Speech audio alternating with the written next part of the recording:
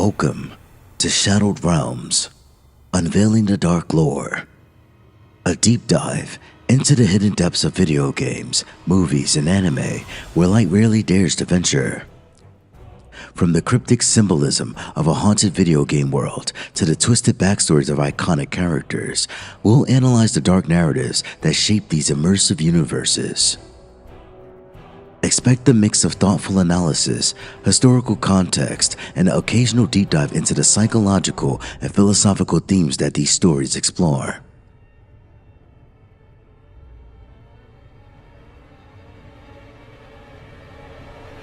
But this series isn't just about the spooky surface level stuff. We'll also look to the cultural and psychological and artistic reasons why these dark themes resonate with audiences and what they say about us as people.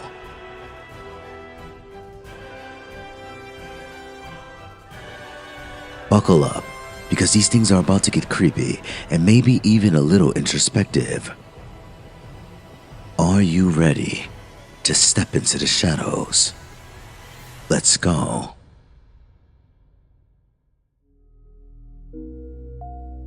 Welcome to Myth and Lores, a journey into the dark and divine. Without further ado, let's jump into another lore. Guts, the Black Swordsman journey through suffering and willpower. Guts is one of the most complex and compelling protagonists in anime/manga history. His character arc in Berserk is a brutal yet inspiring tale of suffering, perseverance, and transformation. His journey can be divided into phases, each reflecting his inner struggles and evolution. Part 1. Birth and Childhood, a life marked by tragedy. Guts' story begins in horror. Born from the corpse of his hanged mother and discovered beneath her rotting body, he is quite literally born into death and suffering. This grim origin foreshadows his life, one of relentless pain and struggle. He is adopted by Gambino, a mercenary, who raises him not out of love, but out of pragmatism. Gambino teaches Guts how to fight, but treats him with cruelty, blaming him for his wife's death.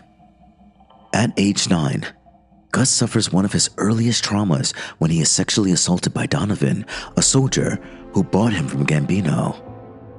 This moment deeply scars him and fuels his lifelong mistrust of people. At age 11, after Gambino tries to kill him, Guts is forced to kill the only parental figure he ever had.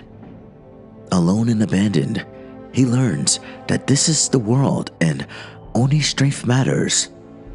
Guts' childhood represents the brutality of an indifferent world, mirroring existentialist philosophy where suffering is not a punishment, but simply a reality of life. Part 2. The Band of the Hawk, finding purpose and brotherhood. After years of wandering as a lone mercenary, Guts encounters Griffith and the Band of the Hawk. For the first time, he finds a place where he belongs. Griffith's charisma, strength, and vision captivates him, and under Griffith's leadership, he rises to become his strongest warrior and closest companion. However, a pivotal moment in Guts' development comes when he overhears Griffith saying, "A true friend is someone who pursues his own dream." This shakes Guts. Until this point, he had no dream of his own. His purpose had always been to fight for survival or someone else. This realization leads him to leave the Band of the Hawk, seeking to forge his own destiny. Guts' decision to leave represents individualism, the idea that one must seek personal meaning rather than simply following another's path. This reflects Nietzschean philosophy, where personal growth comes from forging one's identity rather than living in the shadow of others. Part 3. The Eclipse, Betrayal, Trauma, and the Birth of the Black Swordsman. The Eclipse is the defining moment of Guts' life, where his world is completely destroyed. Griffith sacrifices the Band of the Hawk to the demonic god hand in his pursuit of godhood. Guts watches helplessly as his closest friends are slaughtered. The brand of sacrifice is burned onto his body, marking him as prey for demons. Casca, a a woman he has grown to love, is raped by Femto, Griffith's demonic form, while Guts is forced to watch, pinned down by demons. He loses an eye and arm trying to fight back. This moment transforms Guts into the Black Swordsman, a man consumed by rage and vengeance. He sets out on a path of slaughter, hunting demons and apostles, seeking revenge against Griffith and the God Hand. However, in doing so, he also begins to lose his humanity, becoming as monstrous as the creatures he fights. The eclipse is a loss of innocence, representing the ultimate existential crisis. Everything Guts believed in, brotherhood, trust, love, was shattered in an instant. He now lives in a world where there's no inherent justice, only raw power. This pushes him towards nihilism. Post-eclipse, the road of vengeance and the cost of hatred. For years, Guts walks a path of destruction. His existence becomes defined by hatred, but it comes at a cost. He becomes increasingly brutal and emotionless, killing without remorse. He searches for Casca, who has lost her mind due to the trauma of the eclipse.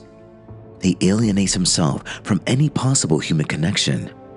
At one point, his rage is so consuming that he nearly assaults Casca in a moment of blind fury, a sign that his hatred is turning him into something monstrous. However, he manages to stop himself, realizing that he is becoming just like the demons he hunts. Guts here represents the danger of vengeance-consuming identity. His journey reflects Nietzsche's warning.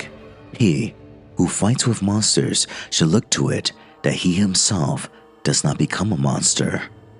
The redemption arc, relearning humanity. A crucial turning point in Guts' journey comes when he abandons his lone wolf mentality and slowly builds a new family. Puck, the light-hearted elf, teaches him to laugh again. Parnassi, a former enemy, becomes one of his most loyal companions. Serpico and Isidro join him, providing camaraderie. Shirke, the young witch, helps him control his rage.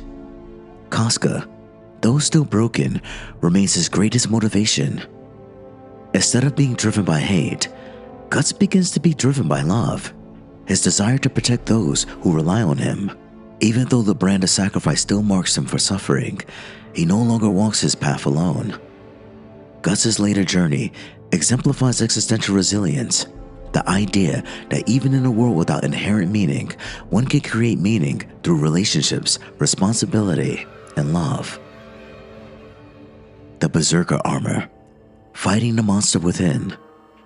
The Berserker Armor is a powerful yet dangerous artifact that allows Guts to fight beyond his human limits. However, it feeds on his rage and pain, turning him into a mindless killing machine. Every time he uses it, he comes closer to losing his humanity altogether. Yet, with the help of his comrades, especially Shirke, he learns to resist it. This symbolizes his internal battle. Will he give in to pure hatred and destruction? Or will he fight, not just for revenge, but for those he loves? The Berserker Armor represents Guts' struggle with his inner demons. It is a literal manifestation of his battle with trauma, mirroring the Freudian concept of the id, his raw, unfiltered aggression. In conclusion, Guts is the ultimate survivor. Guts' journey is one of unrelenting struggle. He is not a hero in the traditional sense. He is a deeply flawed, often violent individual who refuses to break. His life has been defined by suffering, yet he continues forward, carving his destiny despite the overwhelming darkness. Guts embodies the absurd hero, as described by Albert Camus. His life has no divine meaning, only the meaning that he creates. Despite fate being against him, he never submits, proving that in the end, it is not the gods, destiny, or demons that define a man, but his will to keep moving forward.